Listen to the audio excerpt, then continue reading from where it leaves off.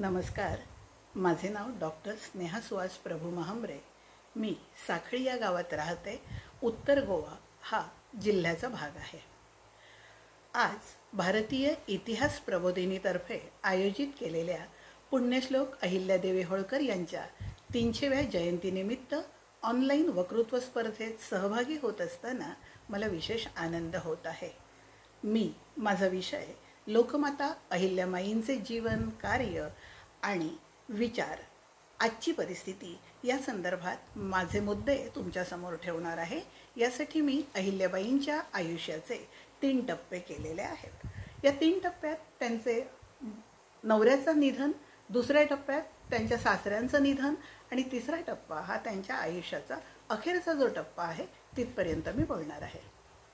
चौंडी गावात जन्माला आलेली ही अहिल्या पेशवाईंच्या साक्षीनं शनिवार वाड्याकडेच लग्न होऊन आपल्या सासू सासऱ्यांबरोबर आणि नवऱ्याबरोबर इंदूर या आपल्या राजधानीच्या ठिकाणी येते. सुभेदार होळकर हे मराठीशाहीत एक महत्त्वाचं असलेलं नाव. मल्हारराव गौतमीबाई यांचा खंडेराव हा एकुलता एक मुलगा. त्याच्यासोबत अहिल्याचं लग्न झालं आणि इंदूरमध्ये तिनं प्रवेश केला.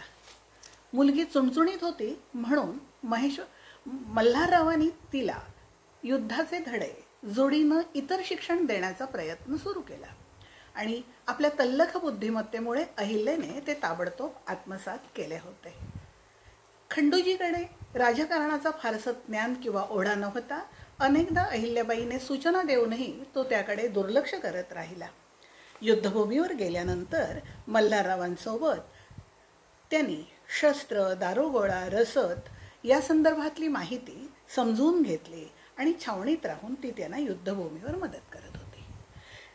त्याच काळात सूरजमल जाट नावाचा एक राजपूत जाट या लोकांना त्रास देत होता. त्याच्याकडे कुंभेरी नावाचा किल्ला होता आणि तो किल्ला आपण जिंकावा, मराठेशाहीला जोडून घ्यावा यासाठी तो ताब्यात घेण्यासाठी खंडेरावला बरोबर घेऊन महादजी शिंदे तिथे पोहोचले होते. दुर्दैवानं या खंडोजीला किल्ल्यातून आलेली एक गोळी लागते आणि तो गतप्राण होतो. त्यावेळीच्या प्रथेप्रमाणे अहिल्याबाई सती जाण्यासाठी तयार होते, परंतु गेलाय ती अहिल्या आहे आणि आहे तो तू खंडू आहेस अशा समजुतीनं मल्हाररावांच्या आज्ञेनुसार ती पुन्हा जीवन जगू लागते. अशाच वेळी आयुष्यातले अनेक चढउतार ती पाहत होती, मोठी होत होती. युद्धभूमीबरोबरच राजकारणात तिला ज्ञान दिले जात होते. अशा वेळी सुभेदारांबरोबर नेहमी गौतमीबाई म्हणजे त्यांच्या पत्नी सोबत असायच्या आणि त्यांनी आता हळूहळू अहिल्यालाही तयार करावयास सुरुवात केली. स्वारीत समक्ष असल्या कारणानं एकूण माळवा, मारवाड आणि गुजरातकडील राजकारण अहिल्याबाईंच्या लक्षात येऊ लागली. अहिल्याबाईंनी त्याच काळात मथुरा, आग्रा, अलाहाबाद येथील हिंदूंची पवित्र मंदिरं आणि उद्ध्वस्त झालेले घाट, सराया आणि नामशेष झालेली अन्नछत्रही पाहिली होती. तिला देवदेवतांचे, मंदिरांचे आणि नद्यांच्या घाटांचा शौक होता. महादेवावर तिची भक्ती होती आणि म्हणूनच परकीयांकडून त्यांचा झालेला विध्वंस तिच्या भावनिक मनाला पटलेला नाही. मंदिराची मोडतोड ही तिच्या हृदयाला घाव करणारी होती. कालांतरानं पानिपतचं युद्ध झालं आणि पानिपतात मराठ्यांचा पराभव झाला. त्या पराभवाच्या धक्क्यानं नानासाहेब पेशवे फार दिवस जगू शकलेले नाहीत. मराठ्यांच्या साम्राज्याची उतरती काळ सुरू झाली असा लोकापवाद कानावर येऊ लागला आणि याला अपवाद ठरण्यासाठी स्वतः पुत्रशोकाचे दुःख विसरून मल्हारराव अहिल्याला आणि गौतमीबाईंना सोबत घेऊन गेले आणि तिथं उत्तरेकडचे बरेच प्रांत जिंकायला सुरुवात केलेली होती. परंतु त्याचवेळी पेशवे गेले. पेशव्यांच्या मागोमाग गौतमीबाई पण गेलेल्या आहेत आणि हे दुःख मल्हारराव पचवू शकत नव्हते. तरीही सुनेकडे बघत ते आपल्या राजकारणात लक्ष घालण्याचा प्रयत्न करत होते. त्याच दरम्यान ब्रिटिश यांनी व्यापार सोडून स्थानिक सत्तेकडे एका वेगळ्या दृष्टीनं पाहायला सुरुवात केली. बक्सरची लढाई झाली, अलाहाबादची लढाई सुद्धा जिंकली त्यांनी आणि मग इंग्रजांचं राज्य हे प्रयागापासून बंगालपर्यंत पसरलेलं आपल्याला नजरेस येतं आणि हे उत्कर्ष इंग्रजांचा अहिल्याबाईला आणि सुभेदारांना सहन होत नव्हता. अशाच वेळी पुढे जात असताना झाशी या प्रांतापर्यंत पोहोचल्यावर सुभेदारांचा कानदुखीमुळे अचानक अंत झालेला दिसतो आणि साधारणपणे 39-40 वर्षाची अहिल्या एकटी पडली. मनानं ती थोडीशी खंबीर असली तरी खचलेली होती. ती राजकारणाचा व्यवहार करत असताना पांढऱ्या घोंगडीवर बसायची, पांढरी साडी घालायची आणि त्याच्या जोडीनं गळ्यात कानात काहीही दागिने न घालताना अगदी निस्पृह वृत्तीने रयतेवर जीवापाड प्रेम करत ती राज्यकारभार चालवत होती.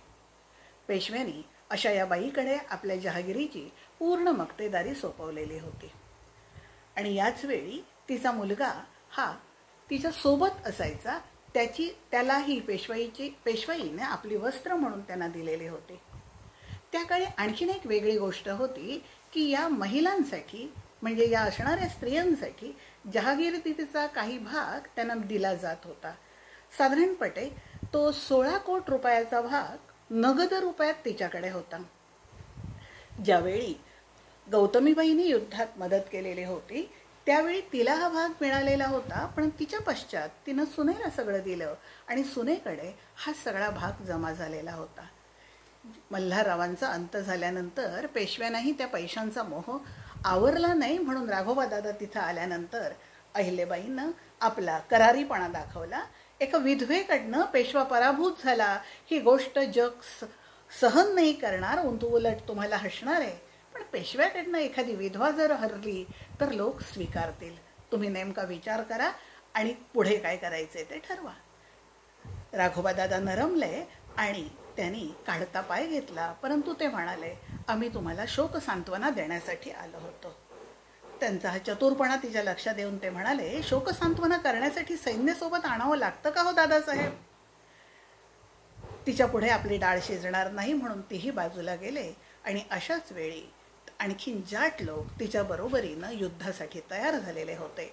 अशा वेळी स्वतः अहिल्या घोडेस्वारी करत आपल्या सैन्याबरोबर लढत तिथं असणाऱ्या त्या जाटाला बंदिस्त करून आणलं आणि तोफेच्या तोंडी देऊन त्याला नामशेष करून टाकलं.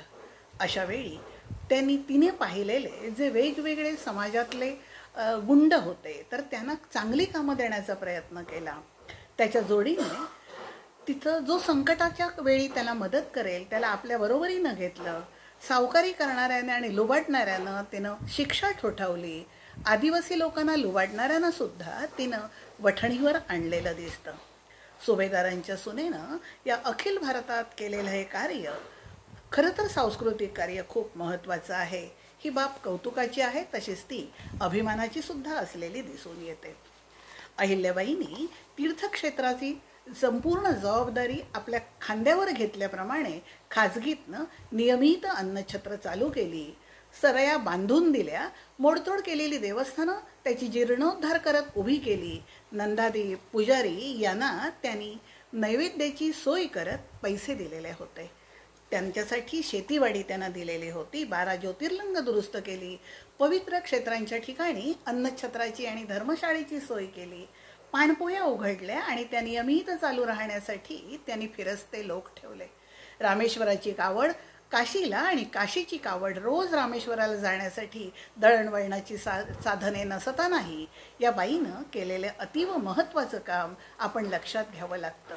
अशाच वेळी त्यांनी केलेली जी वेगवेगळी सुधारणा आहे जेणेकरून भारत नामशेष झाला की काय शंका येत असताना 300 वर्षापूर्वी तिनं जी केलेली स्वतःच्या मालमत्तेतनं कामं आहेत, शासनाची मदत नसताना, हेही महत्त्वाचं ठरतं. पेशवाईकडे पैसा होता, पण तो पैसा सर्वसामान्य माणसानं त्यांनी खरेदी केला नाही.